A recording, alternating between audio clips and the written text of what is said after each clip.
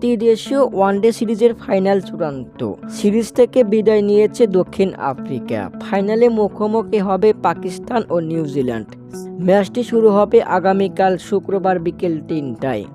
তবে ফাইনালের আগে দক্ষিণ আফ্রিকার বিপক্ষে অঘোষিত সেমিফাইনালে ঘটেছে বিরল কাণ্ড। পাকিস্তানি ৩ ক্রিকেটার করেছে আচরণবিধি লঙ্ঘন। আইসিসিও বসে নেই, শাস্তি সহ জরিমানা করেছে সেই ৩ ক্রিকেটারকে।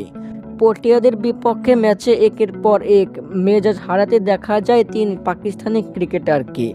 তারা কেবল প্রতিপক্ষ খেলোয়াড়দের উত্তপ্ত করেই ক্ষান্ত হয়নি, তাদের দিকে তেড়েও গেছেন। তারা হলেন শাহিন আফ্রিদি, সৌদি শাকিল ও কামরান গুলাম। তারা আইসিসির কোড অফ কন্ডাক্টের লেভেল ১ লঙ্ঘন করেছে। শাহিন আফ্রিদি আচরণবিধির ২.১২ অনুচ্ছেদ লঙ্ঘন করায় ম্যাচ ফির ২৫% জরিমানা করেছে আইসিসি।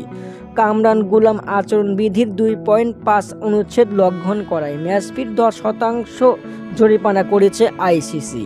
সৌদি শাকিলকেও একইভাবে জরিমানা করেছে আইসিসি।